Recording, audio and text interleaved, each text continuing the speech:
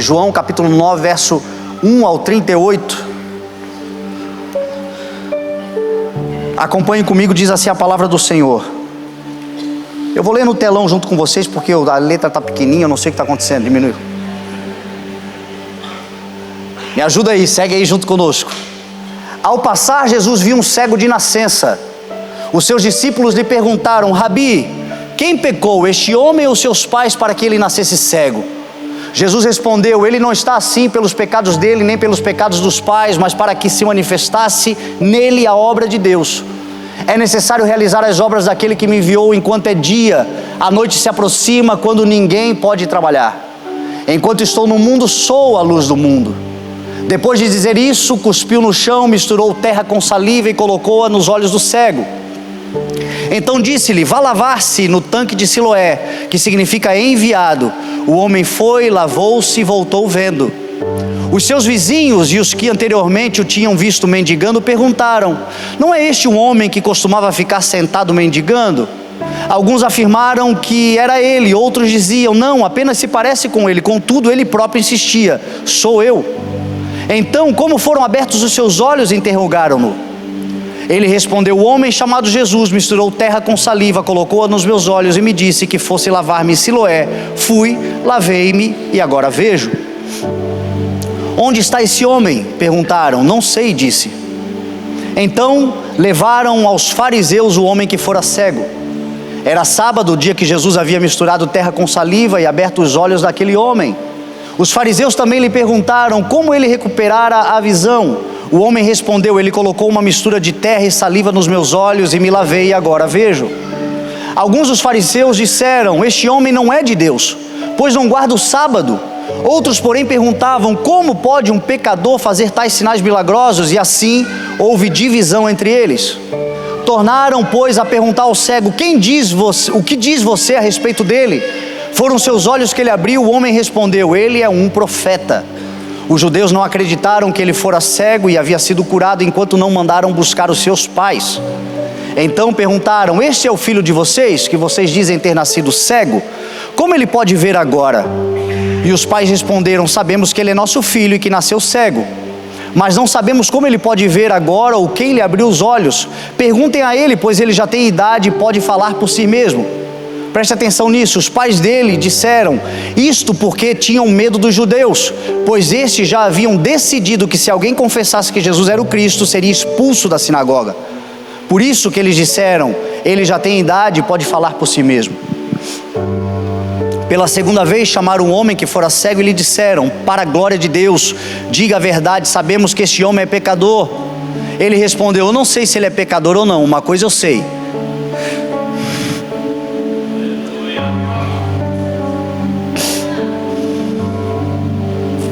Eu era cego e agora eu vejo. Então lhe perguntaram: o que ele fez a você? Como abriu seus olhos? E ele respondeu: eu já disse, vocês não me deram ouvidos. Por que querem ouvir outra vez? Acaso também querem ser discípulos dele? Então eles o insultaram e disseram: discípulo dele é você, nós somos discípulos de Moisés. Sabemos que Deus falou a Moisés, mas quanto a esse, nem sabemos de onde ele vem. O homem respondeu: ora, isso é surpreendente, vocês não sabem de onde ele vem, contudo ele me abriu os olhos. Sabemos que Deus não ouve pecadores, mas quem o teme e pratica a sua vontade. Ninguém jamais ouviu que os olhos de um cego de nascença tivessem sido abertos. Se esse homem não fosse de Deus, não poderia fazer coisa alguma. Diante disso eles responderam: você nasceu cheio de pecado, como tem a ousadia de nos ensinar? E o expulsaram. Jesus ouviu que haviam expulsado o homem e ao encontrá-lo disse: você crê no Filho do Homem? O homem perguntou: quem é ele, Senhor, para que nele eu creia? Jesus disse: você já ouviu, é aquele que está falando com você. Então o homem disse: Senhor, eu creio, e o adorou. Aleluia. Impossível não ser impactado com a leitura da palavra do Senhor. Pai, nós te bendizemos, Senhor. Obrigado pela tua santa, viva e poderosa palavra. Obrigado, Senhor, porque o Senhor fala aos nossos corações. Tu és o verbo que se fez carne. Tudo que há na palavra e procede do teu ensino é divino, é poderoso, é vivo e é eficaz. E na tua palavra, Senhor, nós depositamos esperança, confiança, e cremos que a partir do conhecimento e da revelação nós nunca nos desviaremos, mas caminharemos em retidão até que um dia nos encontraremos pessoalmente contigo. É a promessa que carregamos. Então te pedimos, Senhor, dá-nos uma palavra que governe, Senhor, o nosso coração, que esclareça as nossas questões, Senhor, e nos dê, Deus, a capacidade de andarmos seguros para a glória do teu nome, em nome de Jesus. Amém. Graças a Deus. Amém. Nós acabamos de ler um dos textos mais emblemáticos da Bíblia Sagrada. Emblemático porque ele mostra o poder de Jesus sobre a enfermidade, o poder de Jesus sobre a doença, o poder de Jesus sobre mudar situações que ninguém mais pode mudar. E é emblemático também porque mostra algo que nós nem sempre percebemos: a triste realidade daqueles que ousam dizer que detêm o conhecimento, que são aqueles que deveriam representar o nome do Senhor sobre a terra, e acabam sendo aqueles que muitas vezes atrapalham o mover de Deus, a manifestação do poder de Deus, a divulgação do Evangelho. O Senhor está muitas vezes trazendo a palavra, querendo distribuir o Evangelho, e a religiosidade que carregamos, a bandeira denominacional que defendemos, por vezes se sobrepõe ou tenta se sobrepor ao poder de Deus. Então o que nós vemos aqui no Evangelho? O que nós vemos aqui nesse texto? Jesus manifestando o seu poder, a sua bondade, a sua graça e a sua misericórdia, e a religiosidade de alguns tentando suprimir isso, tentando abafar, ofuscar, esconder o que o Senhor faz, por causa da sua doutrina, por causa daquilo que nós, enquanto homens, estabelecemos como doutrina da palavra do Senhor. E não é apenas doutrina humana. Esse texto mostra que Jesus estava caminhando, e ao caminhar ele se depara com um cego de nascença. E quando esse cego está ali mendigando, acostumado, desde que nasceu, nunca viu a luz do sol, nunca viu nada sobre a vida, nunca pôde conhecer o mundo por meio do sentido da visão. Imagine, se coloque por um momento no lugar de alguém que nasceu cego. Existem pessoas que perderam a visão, o que certamente é muito difícil, mas ainda assim guardam nos pensamentos a fotografia, a memória, as coisas como elas eram, como elas foram. Tem uma ilustração na cabeça e um imaginário. Agora imagine alguém que nasce cego, sendo que o sentido da visão é fundamental para que a gente possa criar memórias. Esse homem nasceu dessa forma, e a Bíblia diz que os discípulos de Jesus, que haviam sido criados na doutrina religiosa, que certamente foram impactados, foram influenciados pela religiosidade daquela época, perguntaram a Jesus, fizeram uma pergunta sincera de um religioso, que hoje em dia ainda muito se é feita, quando percebemos em vidas situações atípicas, condições atípicas. Quem pecou, Senhor, para que esse homem nascesse cego? Ele ou seus pais pecaram de tal forma que a consequência do pecado foi essa tipicidade na vida desse indivíduo? Não enxerga porque pecou ou nasceu em pecado? E a resposta de Jesus foi: nem ele, nem os seus pais pecaram, mas isto aconteceu para que a obra de Deus se manifestasse sobre a vida dele. O primeiro ponto dessa mensagem: nem toda condição atípica sobre a vida do indivíduo é resultado ou consequência de um pecado, mas certamente poderá ser para a manifestação da obra de Deus sobre a vida dele e através dele. Eu já vi muitos dentro da igreja do Senhor condicionando sofrimentos, dores, enfermidades, tragédias, problemas a uma condição pecaminosa. Óbvio que o salário do pecado é a morte. Óbvio que o salário do pecado deliberado é a enfermidade. Óbvio que existem coisas que nós estamos plantando contra nós mesmos, contra a nossa saúde, contra a nossa existência, contra a nossa permanência sobre essa terra, e em algum momento isso pode eclodir sim, frutificar sim, em espinhos e abrolhos, mas nem toda condição atípica é consequência de pecado. Agora, todas elas podem servir para a manifestação da obra de Deus. Você quer 2 exemplos? 2 irmãos nossos na fé, 2 cristãos dedicados, filhos de Deus, cheios do Espírito Santo, pregadores do Evangelho. Um deles se chama Nick Vujicic, eu acho que é alguma coisa assim. Esse irmão, ele nasceu sem os 2 braços e sem as 2 pernas. Quem já viu ele aqui na internet pregando? Ele prega, ele roda o mundo inteiro. Ele não tem os 2 braços, ele não tem as 2 pernas, ele só tem o tronco e a cabeça. E ele roda o mundo inteiro proclamando que Jesus é o Senhor. Tem um outro irmão chamado Cleiton Queiroz, que é um cantor gospel brasileiro, pregador da palavra. Esse irmão nasceu cego, mas quando ele pega o seu violão e começa a ministrar o Evangelho, pregar a palavra e cantar a palavra, o céu escancara. Eles não foram curados ainda, porque eles podem ser curados por um Deus que pode trazer a cura sobre qualquer enfermidade, mas isto não faz deles pessoas que não pregam o Evangelho. Pelo contrário, na condição atípica deles, a obra do Senhor vem sendo manifesta, o trabalho de Deus vem sendo manifesto. E deixa eu dizer uma coisa para vocês: talvez, o Senhor é soberano, mas talvez o Senhor nem os cure nesse plano. Isso não tem a ver com eles, tem a ver conosco.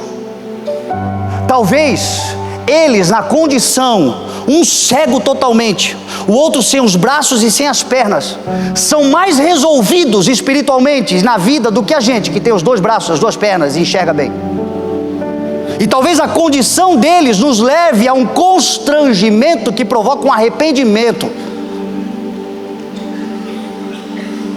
Porque muitos de nós, infelizmente, só acordamos assim, quando a gente para de reclamar das nossas condições atípicas, dos acasos, das tragédias, dos problemas que todos nós enfrentamos. A Bíblia diz que os nossos irmãos estão passando por sofrimentos similares.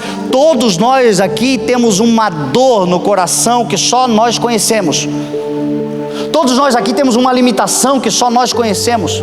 Todos nós aqui temos uma condição que só nós conhecemos. Mas em nome de Jesus, creia nisso. Esta condição o Senhor pode curar, o Senhor pode libertar, o Senhor pode fazer, mas ainda que ela permaneça, certamente ela pode manifestar a obra de Deus na sua vida, em nome de Jesus, e fazer de você um arauto do Senhor, apesar do sofrimento, apesar da condição, apesar da aflição, apesar da angústia, apesar da enfermidade, proclamador do reino de Deus que é maior do que tudo isso. Foi o que Jesus quis dizer. Uma condição, ainda que seja nata, não significa que ela será definitiva. No caso deste homem, a cura se manifestou. E nós vemos isso em muitos lugares. Nós vemos isto até hoje E a minha oração é para que esta mensagem seja uma mensagem que o poderoso nome de Jesus libere cura. Se houver enfermos entre nós, se houver pessoas em condições atípicas entre nós, que até o fim dessa mensagem a cura do Senhor possa ser liberada, proclamada, manifestada em nome de Jesus, porque o Senhor é um Senhor que pode curar, ainda que seja uma condição nata, não significa que será uma condição definitiva. O Senhor pode fazer, porque o nosso Senhor é aquele que traz à existência coisas que não existem como se já existissem. O Senhor é aquele que é capaz de parar o sol, a lua, é capaz de parar o tempo. O Senhor é aquele que é capaz de proclamar e acrescentar dias. O Senhor é aquele que é capaz de fazer o impossível, e todo aquele que crê no impossível recebe em nome de Jesus. Deus pode fazer. Então nunca duvide que Deus pode fazer, mas se não fizer, continua sendo Deus. O pastor Alex conta um testemunho dele num dia que ele me ligou muito aflito, e ele me ligou querendo uma mensagem, uma resposta imediata, e ele estava naquela condição assim: eu preciso de uma resposta. E ele mandou o áudio, e eu ouvi o áudio imediatamente, mas eu não sei o que aconteceu, que eu fiquei de responder e não respondi. Passaram-se 2 dias, eu lembrei: meu Deus, o Alex já deve estar igual o Lázaro, já sepultado, enterrado. Lembrei, mandei uma mensagem para ele, e a mensagem que eu mandei para ele foi: Alex, tudo que você está falando é sincero, é genuíno, é real, é doloroso, é inegável, e tudo que você deseja é nobre. O lugar que você tem que buscar mesmo é no Senhor. Você tem que crer que o Senhor pode fazer. Mas as palavras dele para mim eram palavras do tipo: ou Deus faz ou eu abandono, ou Deus faz ou eu não quero mais, ou Deus faz. É aquele tipo de, muitas vezes a gente coloca Deus numa condição de servo e não de Senhor. E aí eu ouvindo aquilo tudo, eu fiquei meio indignado com a atitude dele, porque ele é um pastor, ele é alguém que conhece o Evangelho há muitos anos, ele conhece a palavra. E aí eu disse para ele assim: cara, me diz uma coisa, diante de tudo que tu está falando, se Deus fizer, glória a Deus. Deus é bom, Deus é maravilhoso, Ele já fez tantas coisas na tua vida. Se Ele fizer, Ele vai fazer e Ele vai ser exaltado. Mas se Ele não fizer, Ele continua sendo Deus na sua vida? Me responda. Ele testemunha dizendo: aquilo foi um choque na cabeça dele, mas aquilo libertou ele. Naquele dia ele fez um voto com Deus dizendo: Senhor, se tu não fizeres, tu continua sendo Deus. Nada do que ele queria que Deus fizesse, Deus fez, mas Deus preparou algo melhor, porque a Bíblia Sagrada diz que o Senhor é aquele que faz infinitamente mais além de tudo que pedimos ou pensamos, e que a sua vontade, quando nós nos submetemos a Ele, ela é boa, ela é perfeita e ela é agradável. Ela pode não ser boa para o outro, mas ela é a melhor para você, porque o Deus que te conhece e te criou sabe o que você precisa. E Ele precisa continuar sendo Deus apesar das situações. Então no caso daquele homem, Jesus chega e muda uma condição nata. Ele nasceu daquele jeito, mas ele não iria morrer daquele jeito. O Senhor pega uma condição atípica e transforma numa manifestação da sua obra. E a forma pela qual o Senhor faz é muito interessante, e é até hoje desse jeito. Guarda uma coisa no teu coração: Deus é cheio de misericórdia. A Bíblia diz que as misericórdias do Senhor são a causa de nós não sermos consumidos. O amor do Senhor é a causa de nós não sermos consumidos. As suas misericórdias são novas a cada manhã. Todo dia tem misericórdia do Senhor. Você sabe o que é misericórdia? É o Senhor colocar o seu coração na nossa miséria. Deus é cheio de misericórdia, mas guarde isso: não lambe feridas. Deus é cheio de misericórdia, mas Ele não lambe feridas. Deus é cheio de misericórdia, mas Ele não ouve autocomiseração, vitimismo, coitadismo. Deus é cheio de misericórdia, mas Ele não ouve oração do tipo: ó de mim, ai de mim, Senhor, ó céus, ó vida, ó tristeza, ó injustiça, ó perseguição. E tem um monte de crente dessa forma, querendo ganhar do Senhor no vitimismo, querendo ganhar do Senhor na autoflagelação, querendo ganhar do Senhor numa condição de autocomiseração, se fazem de coitados. Já são, mas ainda se fazem.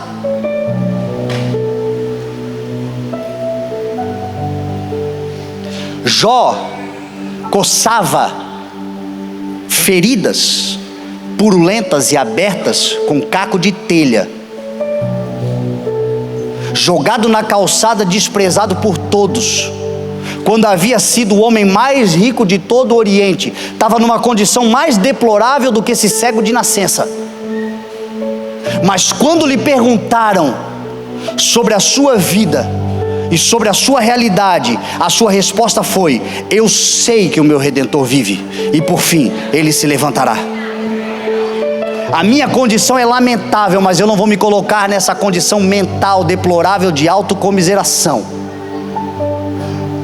Jesus, em João capítulo 5, um pouquinho antes, ele cura um paralítico que há 38 anos estava naquela condição. Era 38 anos de uma paralisia, estava ali na beira de um tanque, do tanque de Betesda, que era ali uma lenda de cura, quando os anjos mexiam aquelas águas. E quando Jesus passou, diz o texto assim: passando e ficando sabendo que aquele homem estava naquela condição há tanto tempo, perguntou-lhe: você quer ser curado? Qual foi a resposta do homem? Autocomiseração, vitimismo. Óbvio que a sua condição era deplorável, mas a sua mentalidade era de um derrotado. Você pode estar derrotado, mas você não é um derrotado. Você pode estar abatido, mas você não foi destruído.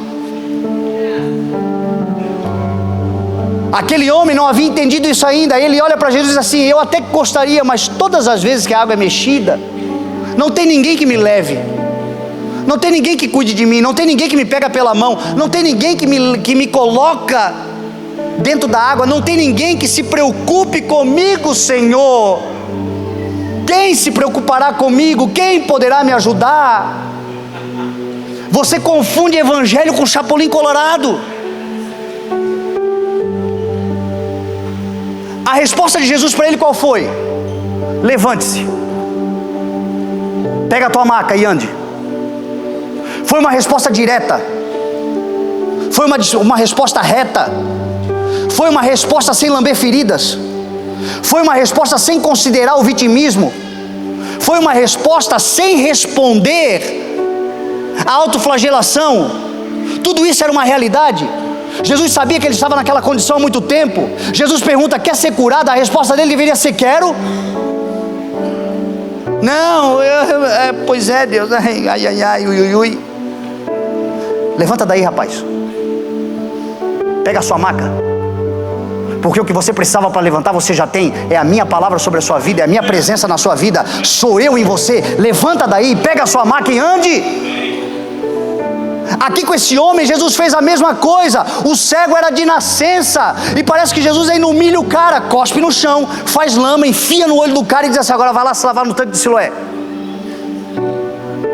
Jesus não pega o cara pela mão e leva. Jesus não manda o discípulo guiar ele.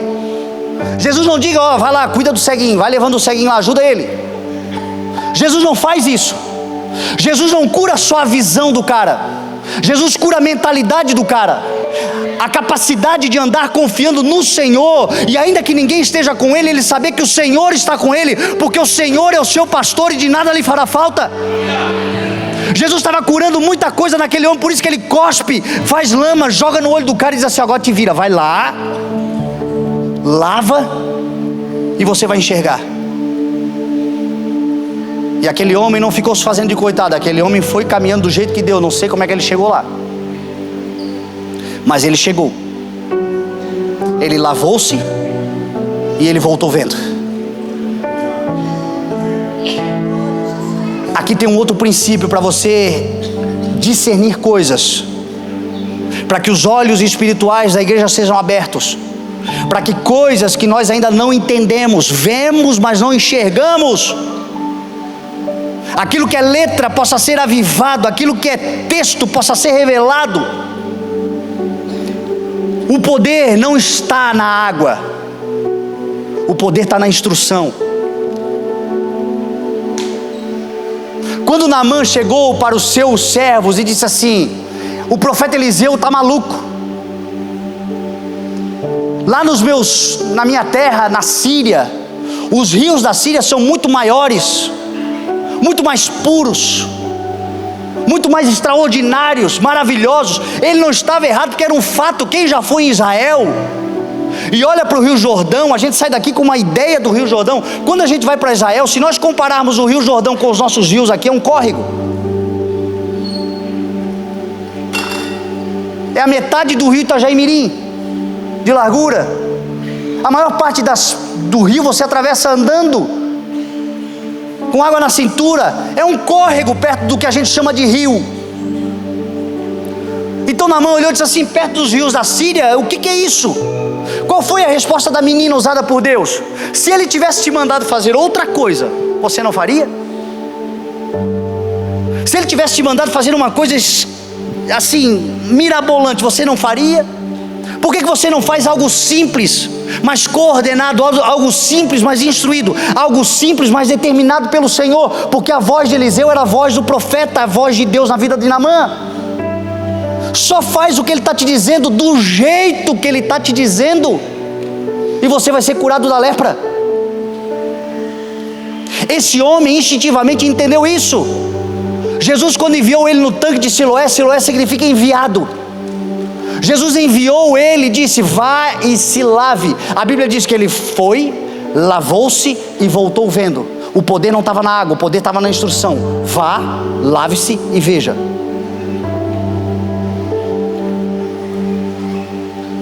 Existem coisas que você e eu não vamos ver enquanto nós não formos enviados.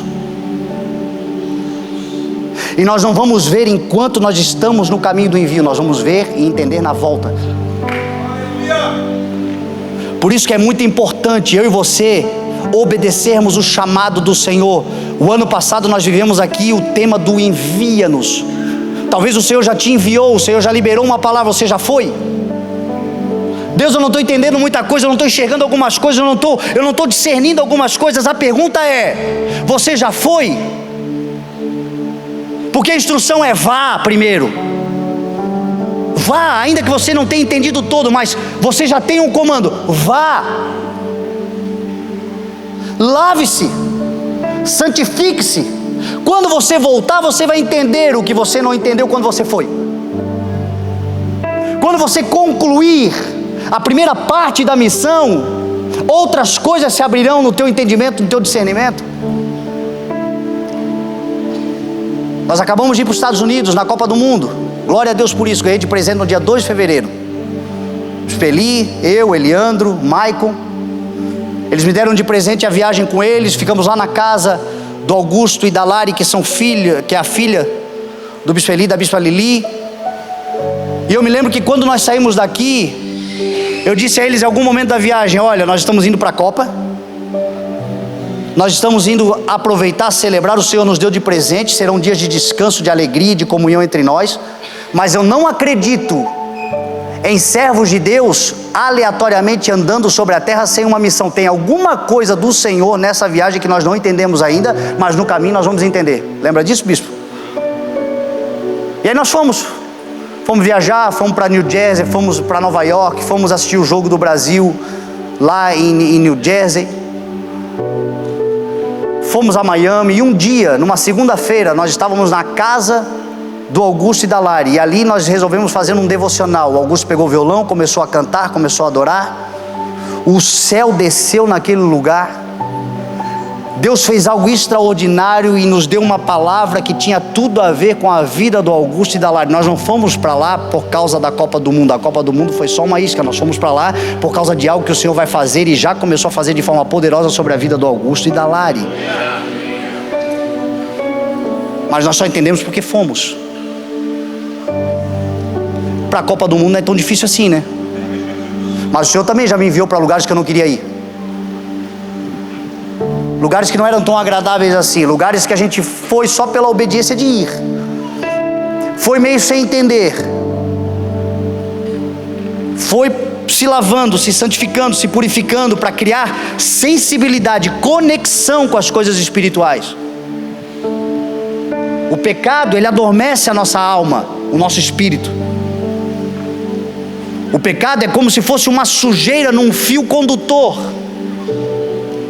E quanto mais limpos nós estivermos, maior é a sensibilidade às coisas do Senhor. Por isso que o ir deve ser com santidade, com separação, com limpeza.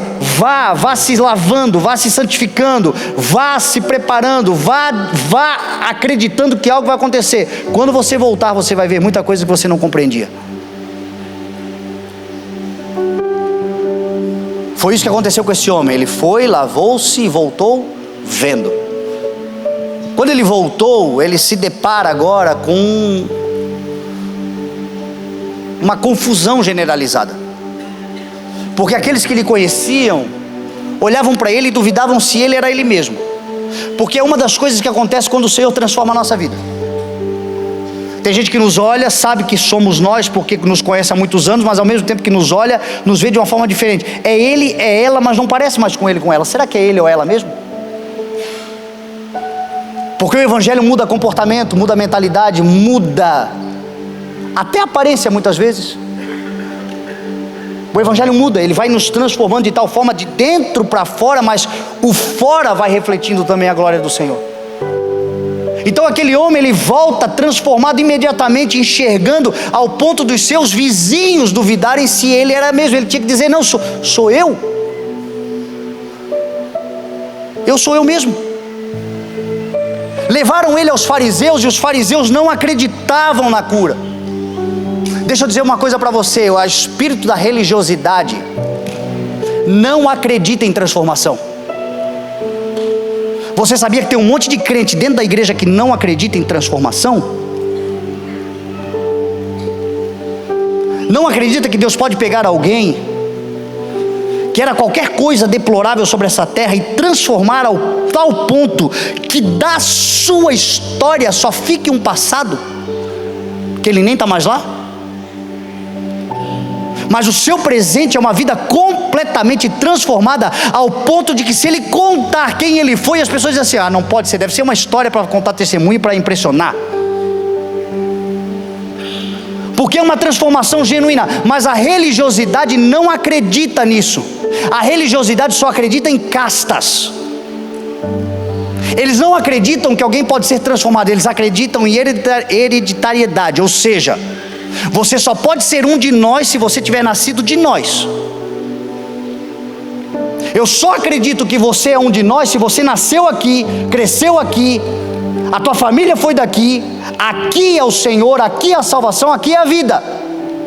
Tem um monte de ministério denominacional que a salvação só está lá, segundo o conceito deles. Tem um monte de igreja, denominação religiosa, que se você um dia tiver que sair de lá, você não sai, você se desvia. Se não estiver lá, não está salvo. Porque eles acreditam em casta religiosa, eles não acreditam no que a palavra de Deus de fato diz. João 1, verso 11 e 13 diz assim: Jesus veio para o que era seu, mas os seus não o receberam.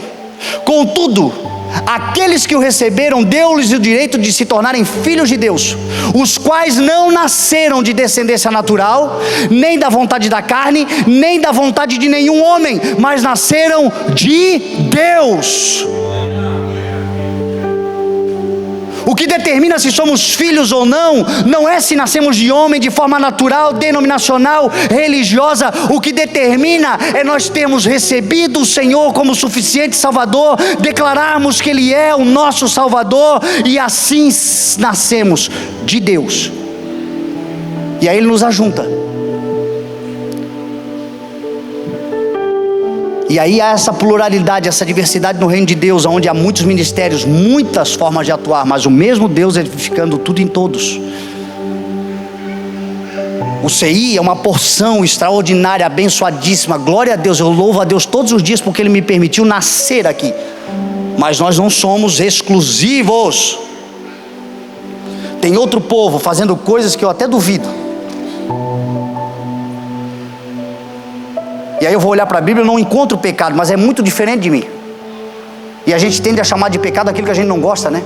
Só porque eu não gosto é pecado? Não, só porque eu não gosto.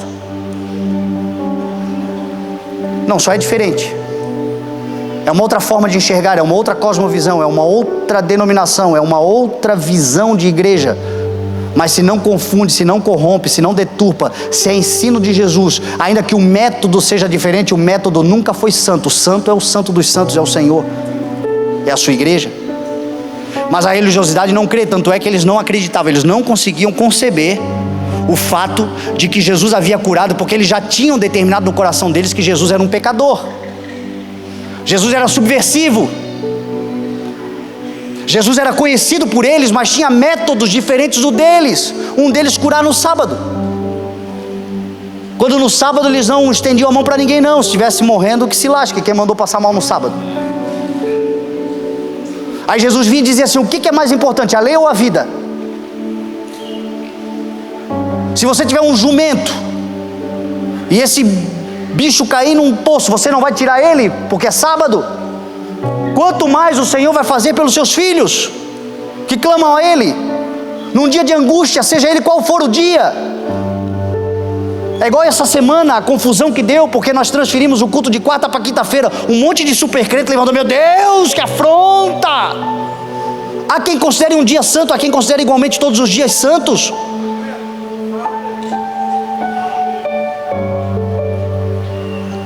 Mas não, a religiosidade determina rótulos. E aí eles foram lá e rotularam Jesus de pecador e não criam. Como é que pode fazer um homem enxergar? Deve ser bruxaria. E não acreditavam até que chamaram os seus pais. E os seus pais vieram e foram questionados: este aí é o filho de vocês que nasceu cego? Aí eles disseram: esse é o nosso filho e ele nasceu cego. Contudo, não sabemos porque ele está enxergando agora. Agora, se vocês querem saber, pergunta para ele, porque ele já tem idade suficiente para responder. Olha que coisa terrível. O espírito de religiosidade sobre a tua vida e sobre a minha vida pode se tornar tão poderoso que nos impedirá até mesmo de celebrar o poder de Deus sobre a vida daqueles que nós mais amamos. Os pais não conseguiram. O filho nasceu cego, o filho foi curado e eles viram o poder de Deus se manifestando. O filho que nunca havia visto os pais, agora os vê. E ao invés de receber dos pais um olhar de amor, de celebração ao nome de Deus, recebem dos pais um olhar de espanto e de medo por causa da religiosidade, porque os pais não assumiram que Deus curou, que Jesus curou, porque os judeus já haviam dito que se alguém confessasse que Jesus era o Cristo, seria expulso da sinagoga. Eles preferiam um lugarzinho no ministério de liderança do que celebrar a cura de Jesus sobre a vida dos seus filhos. Espírito de religiosidade. Nós temos aqui na igreja, por exemplo, muitos filhos de pais tradicionais, que nasceram, foram criados e se desenvolveram em denominações extremamente radicais, tradicionais, e que muitas delas permanecem assim até hoje. E aí os filhos, numa nova geração, começaram a entender coisas que não tem a ver com deturpação do evangelho, mas tem a ver com doutrina da denominação. E eles simplesmente resolveram sair da denominação. Vieram congregar no CI. Aqui é tudo sobre Jesus. A palavra é reta, não faz curva. Tudo que o evangelho prega, nós pregamos. A nossa diferença talvez esteja na roupa. Meu Deus, ele não usa gravata, mas a gravata prega? Me responde, a gravata prega? Responde para mim, a gravata prega? Uma vez eu fui pregar numa igreja tradicional e eu já sabia que era tradicional, eu respeito o tradicionalismo, coloquei um blazer, mas esqueci da gravata. Quando eu fui subir, o pastor me pegou assim, aqui ó, me deu uma gravata que não combinava em nada com o vestimento.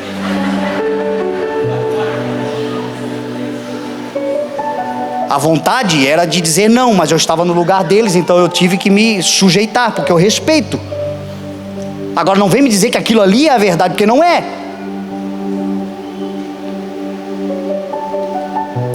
E aí Deus está usando os filhos, Deus está levantando os filhos, Deus está fazendo coisas extraordinárias na vida dos filhos. O poder de Jesus está se manifestando e muitos pais não conseguem celebrar por causa da religiosidade, porque quando ele volta para lá, pensa, pois é, o teu filho está lá, que coisa é essa que está acontecendo? Eu não sei, pergunta para ele.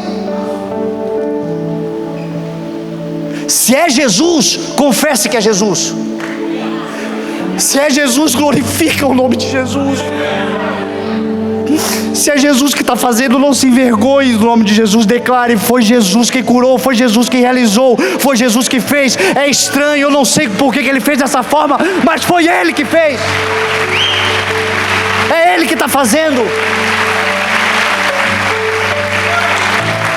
Cuidado para o espírito religioso legalista não te roubar da presença, da realidade, da intimidade com o Senhor, porque os métodos de Jesus muitas vezes vão conturbar tudo que nós criamos como casinha religiosa.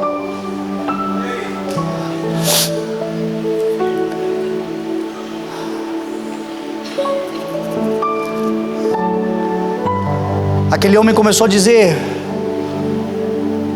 foi Jesus, foi Ele que fez, foi Ele que realizou. Os caras não se conformavam, chamaram ele mais uma vez e disse, para a glória de Deus, diga-nos a verdade. Nós sabemos que ele é um pecador. Então fala a verdade. Como é que foi que os teus olhos foram abertos? Porque esse homem é um pecador. Nós sabemos. Para a glória de Deus ameaçaram ele. Olha que a mão de Deus vai pesar sobre a tua vida. É diferente do que nós estabelecemos como certo e errado. Tem alguma coisa aqui equivocada.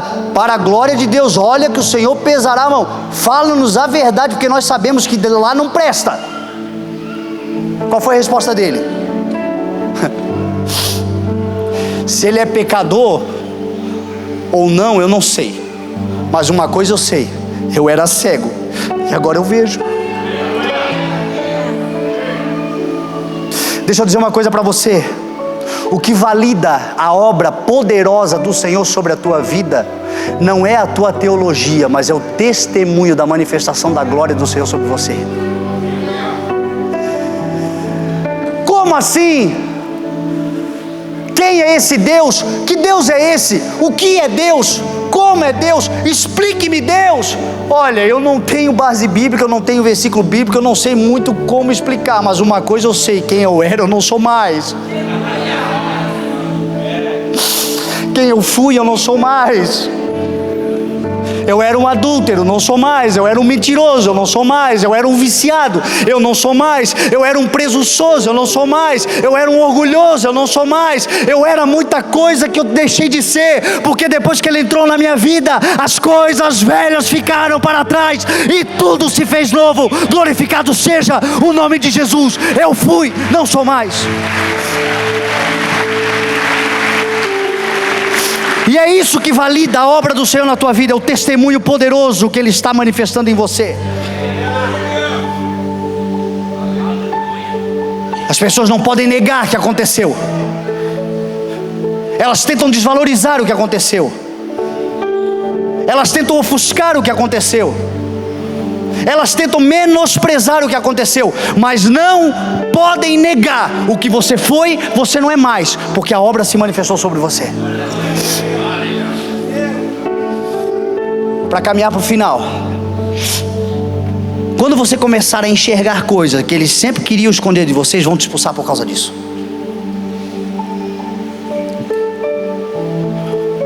Quando você começar a discernir coisas que para a religiosidade, para o legalismo, era vantajoso você passar tempo na escuridão, na ignorância. Houve um tempo da história da igreja que tentaram tirar a Bíblia dos cristãos. Houve um tempo da história da igreja que a Bíblia era só para o clero, era só para quem pregava, quem ouvia não podia tê-la.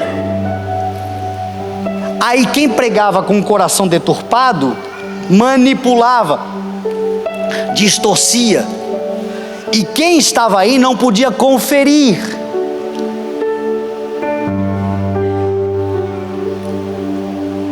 E aí fica semelhantemente àquela propaganda nazista, que a opinião pública é o que se publica. Eu começo a dizer o que eu bem entendo, da forma como eu entendo, segundo a interpretação que eu entendo, de acordo com os interesses que eu tenho. E quem está aí não pode discordar, porque não tem a fonte para saber se é verdade ou não. Quando a Bíblia diz que Paulo foi pregar aos bereanos, e os bereanos eram mais nobres do que os tessalonicenses, porque os bereanos, ao ouvirem a palavra que o apóstolo Paulo pregava, não era outro pastor, era Paulo, o grande doutrinador da igreja. Paulo pregava e os bereanos eram nobres, porque diz a Bíblia que eles, ouvindo a palavra com atenção, consultavam para ver se o que Paulo estava pregando era verdade. No caso dos fariseus, esse homem começou a enxergar coisas que eles não queriam que ele enxergasse. Não foi só uma visão física que se abriu, abriu-se uma visão espiritual. Quando você olha para o texto, você vê que o cego, que foi cego e agora enxergava, começou a pregar para os caras. Não abriu-se só uma visão física, abriu-se uma visão espiritual. Ele começou a declarar sobre os caras verdades eternas. Como é que pode um homem como ele não ser de Deus, se o Senhor ouve aquele que pratica o que ele ensina, aquele que lhe obedece? Eu fui cego, mas agora eu vejo. E diz a palavra que eles expulsaram o homem daquele lugar. E eu encerro dizendo: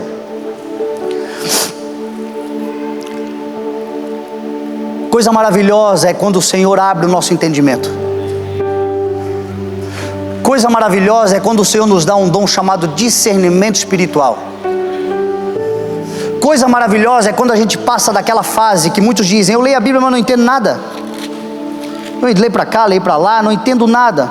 Alguns é problema de interpretação textual mesmo, faz parte. Mas a maioria é porque, de fato, o Espírito é que vivifica a palavra, e é Ele quem revela o que está por trás das letras.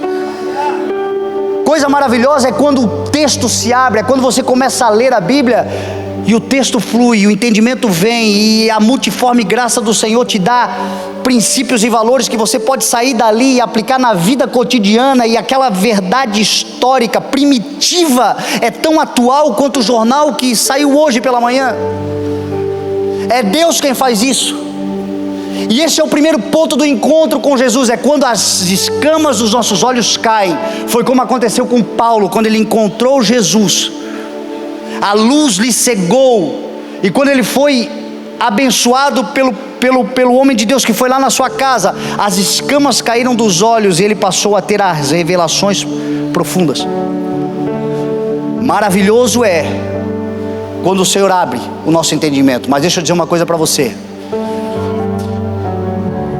quando isso acontecer na sua vida, virão também os cancelamentos, virão também as acusações, virão também as perdas, virão também as expulsões. Existem lugares que você não vai caber mais lá. Existem pessoas que você ama, respeita e sempre admirou, e de repente elas não querem mais estar com vocês. Existem situações em que vão nos caluniar, nos acusar, nos atacarem, e por causa do nome de Jesus, faz parte da caminhada do Evangelho. Só que isto é a antessala do segundo e mais poderoso encontro. O primeiro encontro, Jesus abre os nossos olhos. O segundo encontro, Jesus se deixa ser visto por nós. Nós, como igreja, hoje estamos vivendo essa fase. Os nossos olhos se abriram para as coisas naturais, para as coisas espirituais, muitas delas o discernimento. Coisa boa é poder ver a vida na sua melhor forma. Coisa boa é, como diz a palavra, se os teus olhos forem bons, o teu corpo terá luz. Coisa boa é quando o Evangelho entra em nós e nós começamos a ver as mesmas coisas como nós víamos antigamente, mas agora sob uma ótica, uma lente do Evangelho, as coisas melhoram. Mas com isso também virão perseguições, acusações e cancelamentos. Mas a palavra diz que depois do dano, Jesus se manifestará em glória. Esse homem foi expulso da sinagoga, esse homem foi expulso da convivência, esse homem que nunca enxergou ninguém, agora enxergando as pessoas, lhe expulsaram da onde ele gostaria de ficar. Mas diz a palavra que quando Jesus viu isso, foi até ele, e agora se deixou ser visto por ele. Você crê no Filho de Deus? quem é ele, Senhor, para que nele eu creia? Você já o tem visto. E diz a palavra que ele o adorou. Diz a palavra que agora aquele que fora curado lá atrás, os seus olhos se abriram, agora ele começa a seguir Jesus, e Jesus começa a pregar João capítulo 10. João capítulo 10 não é outro dia. João capítulo 10 não é outra situação. João capítulo 10 é a continuidade desta situação aqui, quando Jesus começa a falar sobre ele ser a porta das ovelhas, sobre ele ser o bom pastor, o pastor que dá a vida pelas suas ovelhas, o pastor que se entrega, sobre ele falar que o ladrão veio para roubar, matar e destruir, mas ele veio para que nós tenhamos uma vida. Aquele homem que havia sido cego agora estava sentado, ouvindo e vendo Jesus pregar. Melhor do que qualquer coisa que a gente possa ver nesta vida, será o dia em que nós o veremos como Ele é. Será o dia em que os céus se abrirem, nós em grande glória nos ajuntarmos com Ele, cercado dos seus anjos, e agora todo olho verá e toda língua confessará que o Senhor Jesus é o Rei. Por isso, deixa eu dar essa palavra de consolo para você. Sofra o sofrimento que você precisa sofrer agora. Não se perca por causa das aflições da vida. Não deixe entrar no teu coração as condenações, os cancelamentos, as situações em que só por causa do nome de Jesus, você e eu muitas vezes somos preteridos, somos deixados de lado. É normal, nós estamos vendo coisas que muita gente não está vendo. Às vezes no meio do seio familiar nós somos os únicos que estão enxergando coisas que deveria estar na cara de todo mundo, mas ninguém vê. Porque Jesus já abriu os nossos olhos espirituais. Jesus já abriu a nossa visão espiritual, Jesus já abriu o nosso discernimento. Mas esse ainda é o primeiro encontro. Se você ficar firme, o grande e poderoso segundo encontro vai ser quando Jesus se apresentar pessoalmente a cada um de nós e dizer assim: meu filho, minha filha, você foi fiel no pouco e sobre o muito eu te colocarei. Entra agora para o reino de justiça que eu preparei desde a criação do mundo. E é por isso que nós estamos num culto de ceia como hoje. Este culto é para trazer à memória o que Jesus já fez de forma extraordinária, mas o melhor, o maior e mais poderoso ainda virá. E cada vez que nós participamos do cálice e do pão, nós renovamos esta força até que Ele venha. E quando Ele vier, todo olho verá e toda língua confessará: o Rei da Glória voltou.